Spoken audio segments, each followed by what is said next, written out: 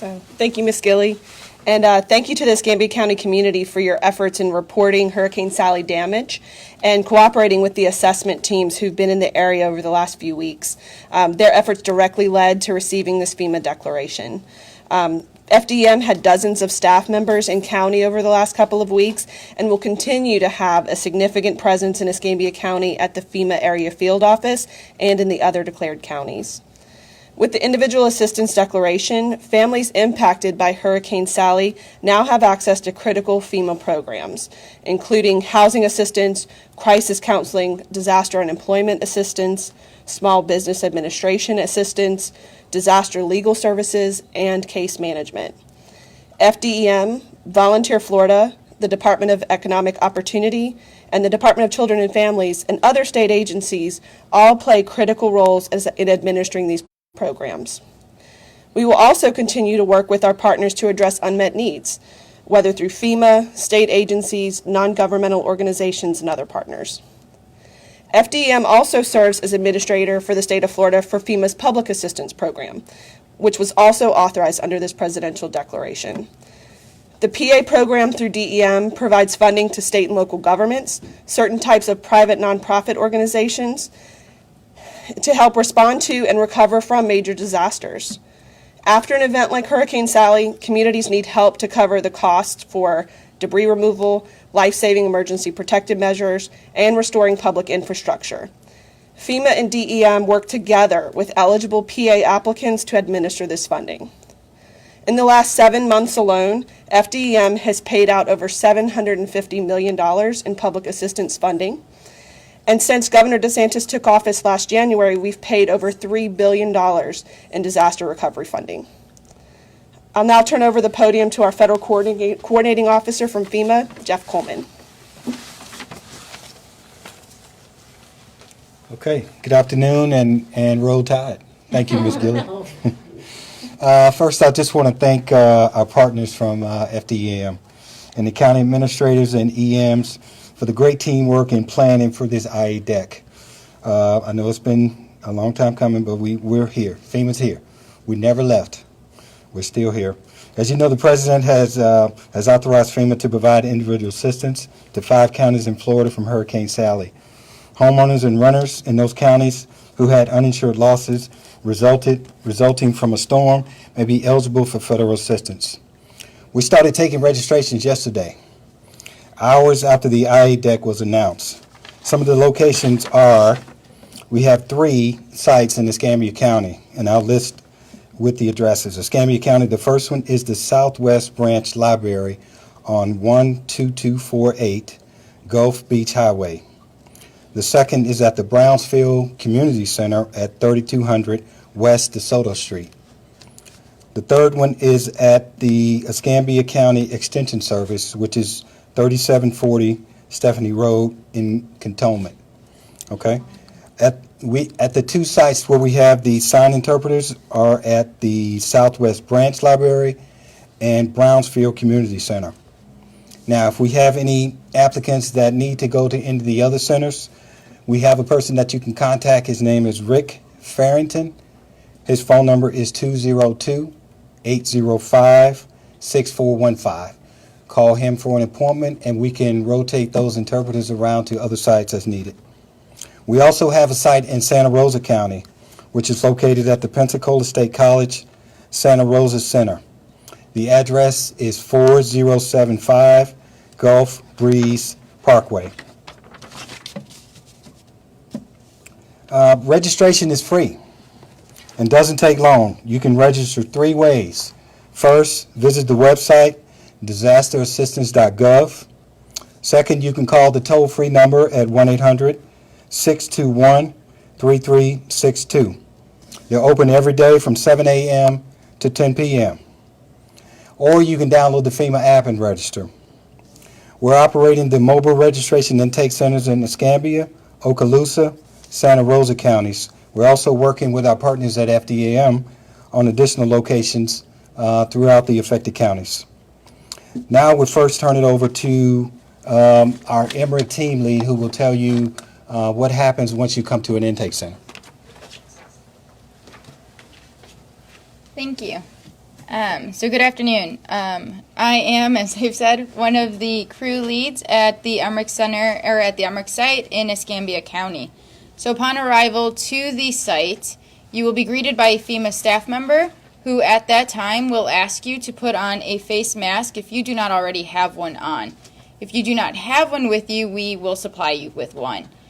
There is the option, if you choose not to wear a mask, then we will provide you with the phone number that the FCO has just listed and the website that you may go to at a later time to register.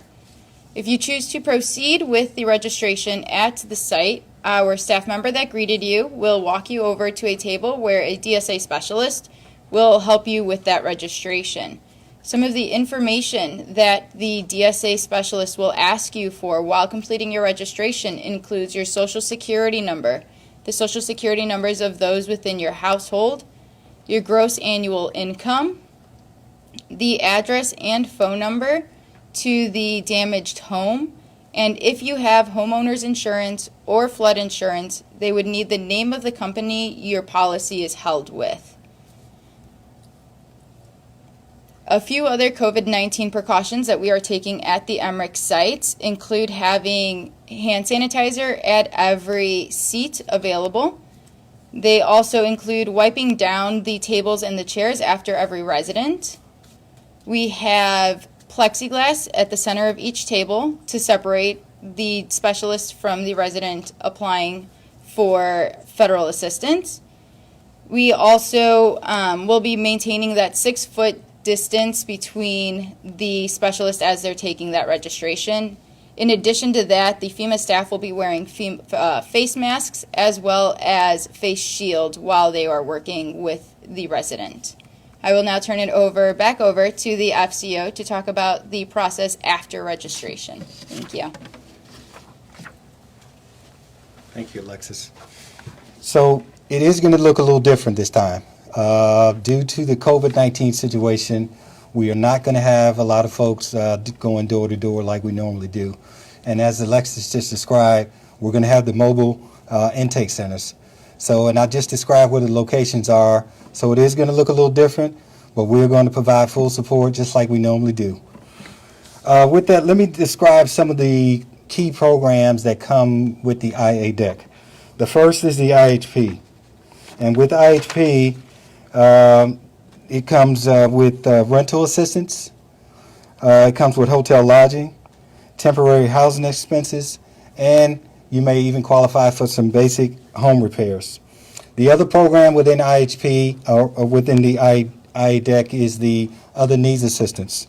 And with that, you may qualify for replacement or repair of necessary personal property, replacement of furniture, clothing, appliances, school supplies, and if you're self-employed, you may qualify for replacement of tools or any job-related equipment, and moving and storage, any moving and storage expenses. The other program under the IADEC is crisis counseling, and with that, we're working with the state to establish that program under the Department of Family and Children Services. Okay, now what happens after you register? So what happens is within 10 days you will get a phone call from an inspector. Okay, the inspector is going to ask you a bunch of questions about how your home was damaged, and again, that's going to look a little different this time because we may not be able to go out to your home to do a physical inspection. The site inspector will make a determination on your damages and if they can come and look at your home. And if they can, then they will. Within those 10 days, you will get a determination memo. Within 10 days after the inspector talks to you, you will get a decision letter. And that decision letter will tell you the award amount, or it will give you some other options to go and apply for other services. So that is what will happen after you first register with FEMA. Okay, and with that, I'll turn it back over to Ms. Gilly. And I think one of the things that we discussed would be under unmet needs. If you had issues related to your deductible for your insurance, you may also qualify for support with that. I know that we've had a lot of questions from residents regarding deductibles. I did neglect to mention that Allison McCleary is also a resident of Escambia County, so we're very fortunate to have her be able to be assigned to us as a resident, so she knows the area very well already. Debris removal, I will just continue to mention this every time we talk. We know that there's a lot of debris out there. I think we mentioned to you all that's about 2.5 million cubic yards. And so we've already moved over 600,000 cubic yards. So you can see that we do still have a substantial amount of debris left to remove. That we do have several residential sites for you to be able to drop off the vegetation. You have Lexington Terrace, Bars Field, Brent Ballpark, the Equestrian Center. We have Park East on Pensacola Beach, John R. Jones, and the Oak Grove landfill. I would also like to continue to remind you that we are under a burn ban, so please do not be burning debris. And volunteers, I want to mention this as well. We've had a lot of groups that have come into our community. We're going on the third week, and so they have been very, very dedicated. They've taken thousands of requests for assistance. If you are able to volunteer, if you are able to help your neighbors or help those from your church or other organizations, please do that. You know, it's good to have all these groups come in from out of town, but as those of us continue to recover, to the extent to which we can also help our community is very, very important. I think it's good for those groups to see our community pitching in as well. And this is going to be a very long recovery process. And so we would like to do as much as we can as a community to help ourselves. So if you can volunteer, please call the United Way 211. You can call Crisis Cleanup. You can call Florida Baptist Disaster Relief. Let them know that you're available to help out as well. We've already mentioned 211. And then one of the things that we're going to continue to do is we'll continue to provide all of this information that we're getting from the state FDEM and from the FEMA on our myescambia.com/storm center website, and then also the Be Ready Escambia Facebook and Twitter. So with that, I will be more than happy to open it up for questions. Hey, Annie Blanks, Pensacola News Journal. This is probably a question for Mr. Coleman. It's about, you were walking through the steps of the FEMA process. I'm sorry, can you hear me okay? Yes. It sounded like, it's kind of a lot of information, but it sounded like you were saying it's pretty much going to be 20 days from the time somebody walks into a FEMA center to the time that they are going to get a check for some other kind of information.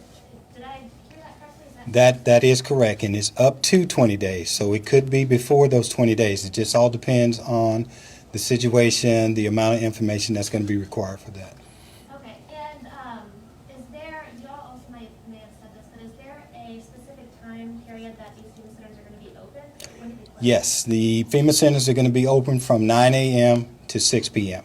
I mean, date-wise, are they going to be open for the next few weeks or a few months? We will make that determination with the state based on how long we are going to stay at those sites, but we're going to be here until we finish. But we'll make that determination along with working with our partners from the state. Okay, and then my last question is, do you have any idea why it took so long for FEMA to declare IA for Escambia and St. Mary's counties when Alabama got it so quickly? I cannot do that comparison. I can only tell you that, again, in working with the counties and with FDM, our partners, we did lean forward and we did some great, outstanding planning to make sure we were ready. I can tell you that the minute the IA deck was announced, I made a phone call to FDEM, and I also made a phone call to all of my players here on FEMA, at the FEMA staff, because we had all of our teams staged in Panama City, and with probably by noon that day of the announcement, we had the mobile registrations intake centers up and running. So it was fast. We were here. We were ready. We were just waiting on the word. Thank you very much. Mm-hmm. Can you explain to the public why the process is going to take a little longer because of all the other things that are going on? You guys out there covering here, Texas, Louisiana, California, and everything else. And this is probably one of the main reasons why the process is going to be a little slower than usual. Yeah. The process now, are you talking the amount of people that we have on the ground and the process? Yes. So, yes, due to the coronavirus and the COVID-19 situation, we do have people spread out a little bit, and we do have some shortages in staff. But again, that's not going to delay any of our support to this community. We will do whatever it takes and work as long as we have to get it done. Okay. And I just want to say thank you again to the media that continues to help us provide this information to our citizens. It's extremely important, and the fact that you continue to show up and continue to provide this resource to our community is very, very important, and I appreciate it. Okay, thank y'all.